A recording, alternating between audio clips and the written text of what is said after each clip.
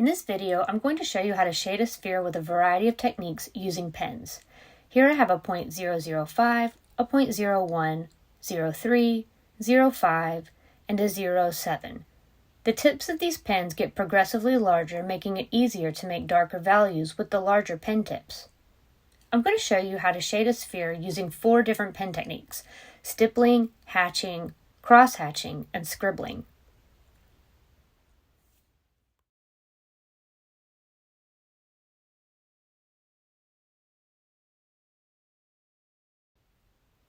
Stippling is when you use dots to create value.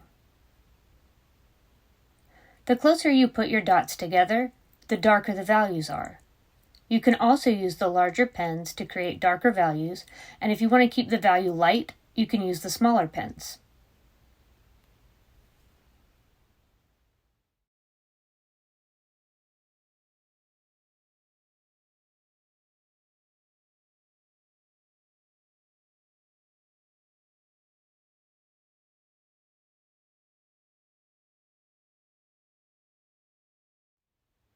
Next, I'll show you hatching. When hatching, you use parallel lines that don't generally cross over each other. They can be going in any direction. To make the values darker, you draw the lines closer together. You can also use the bigger pens for darker values. And then for the lighter values, you can use the smaller pens and space your lines further apart.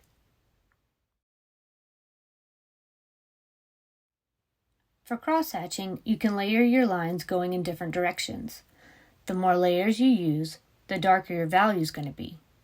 Here I'm using the largest pen tip I have, and I'm putting my lines close together and making lots of layers.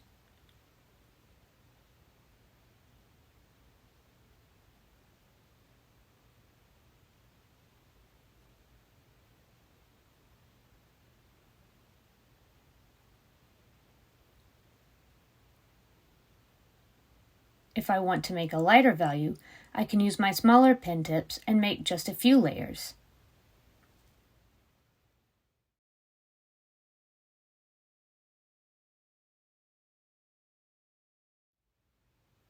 In this last technique, I'm just going to call it scribbling. You can really choose any type of mark making and follow these same steps to create lighter and darker values.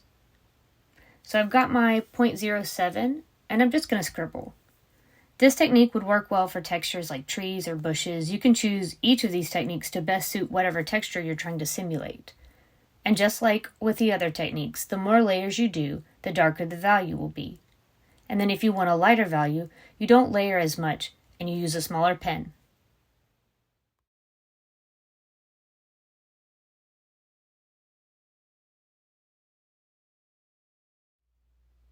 Now we're going to shade 4 different spheres using the techniques that we just learned. You can use a compass to draw your circles, or you can just draw them freehand. Keep your circles small, that way you'll be able to practice the technique, but it won't take you forever.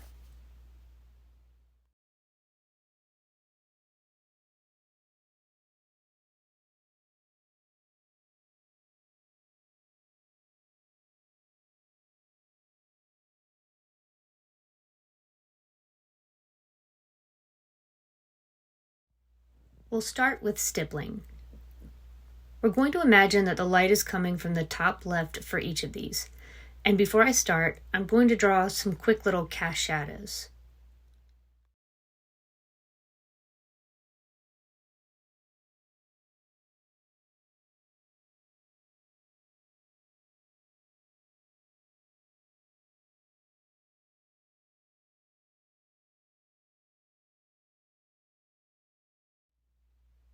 I'll start with the 0.005 pen tip, but I could probably start with the 0.01 and be fine. This area is going to be the lightest part of the sphere. I tend to stipple in spirals and then look for the empty spots to dot in between.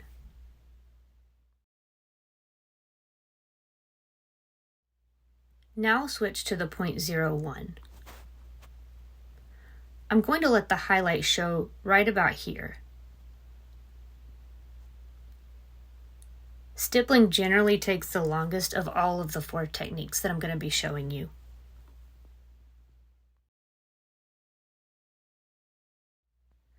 I'm switching to the 0.03 right now, and I'm dotting pretty closely together for most of the rest of the sphere. When you're stippling, you want to make sure you're dotting straight up and down. If not, you may end up with a tail, like a little stray mark on the end of your dots. It's also quicker when you're stippling if you keep your pen close to your paper and don't raise it up too high.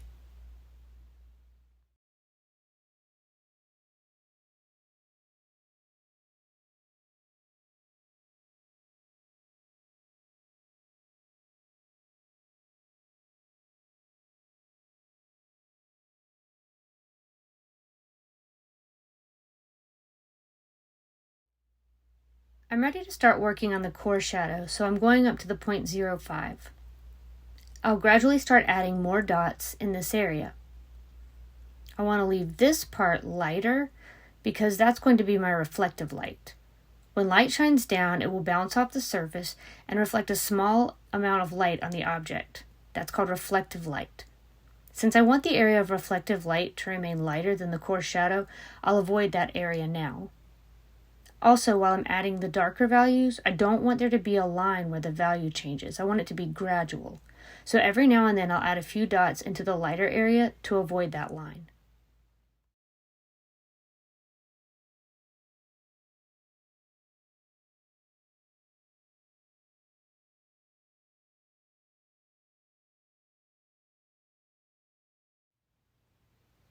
Now I'm going to use the 0.07 for the darkest part of the core shadow.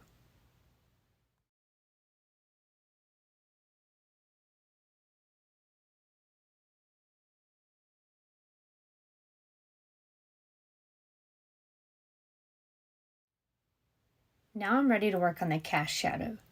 This shadow is created by the sphere blocking the light that's being cast onto the surface that it's sitting on. The cast shadow is usually the darkest near the object, so I'm using the 0.07 in the area closest to the sphere. Now I'll switch to the 0.05. And back to the 0.03.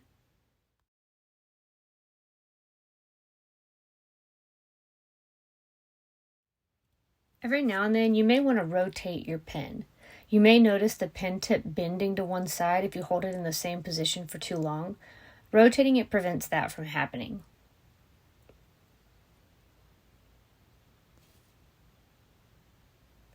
As I'm going, I notice small areas of white space that seem to stand out. As I notice these, I go in and add a dot or two to blend them in.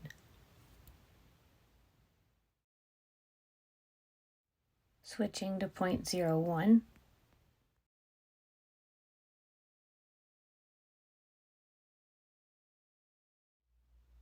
Now it's time to clean up a few things. I've noticed that the reflective light over here seems a little too light, so I'm going back in with a 0.03. I want it to be lighter than the core shadow, but I don't want it to be this light.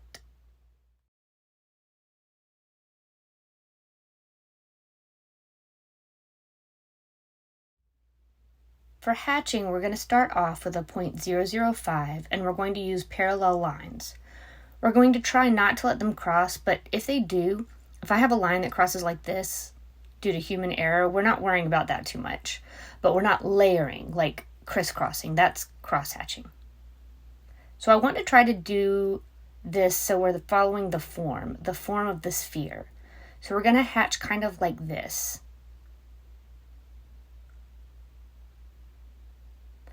I'm going to start around my highlight, where I want my highlight to be. I'm making lines, but I'm barely touching the paper with my pen. I have a 0.005 and I'm barely touching it.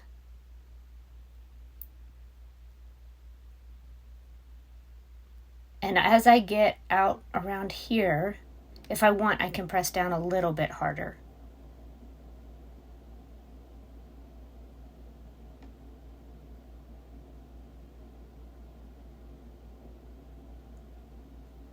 And now I'm going to switch to my 0.01. I'm going to start out here because I want to gradually work my way into where that highlight is. I'm barely touching the paper, and I'm not even making complete lines because I want the value change to be gradual. As I move away from the highlight, I'll gradually make complete lines.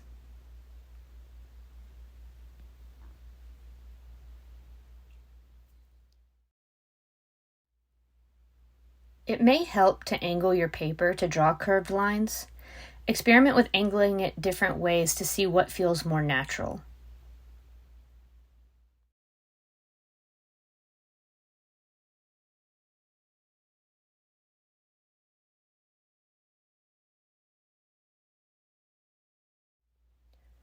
Switching to a 0.03. I'm going to start putting in some lines for the cast shadow now. Switching to the 0.05, I'm going to go straight into the darkest parts of the cast shadow to help distinguish the difference between the reflective light and the cast shadow.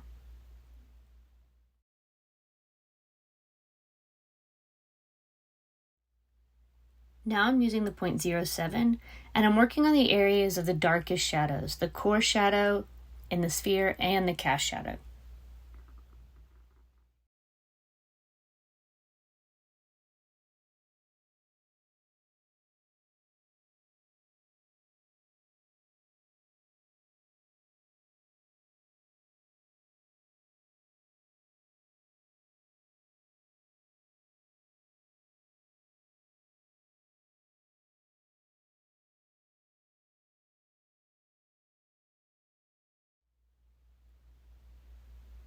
I'll go in with the 0.03 to clean some areas up.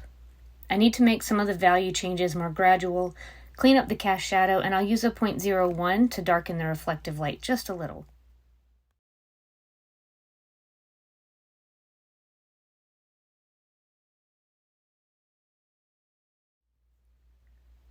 We'll start crosshatching with a 0.005 pen.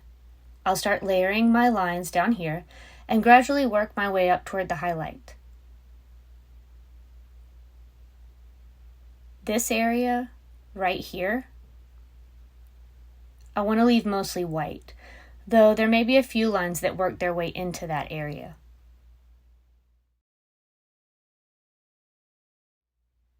I'll switch to my 0.01, and starting at the bottom, I'll gradually work my way toward the highlight.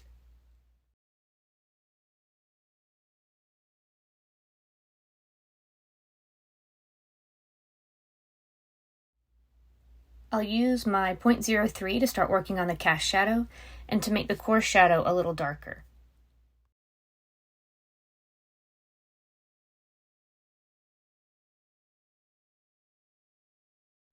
Switching to the 0.05.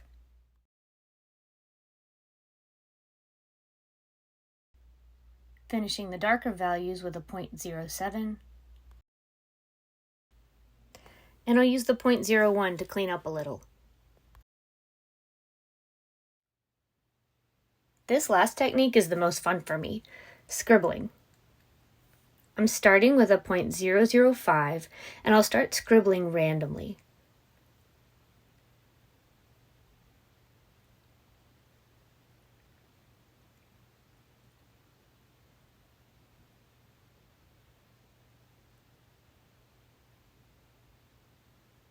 Once you build up about this much, I would switch to a 0.01.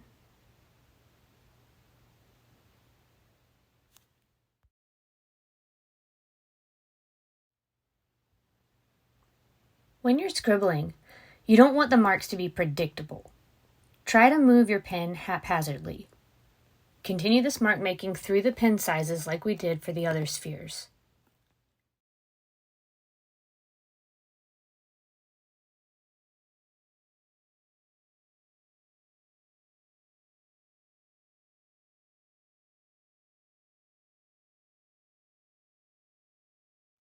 All right, I hope you had fun learning how to use those techniques and that you're able to apply them to your future drawings.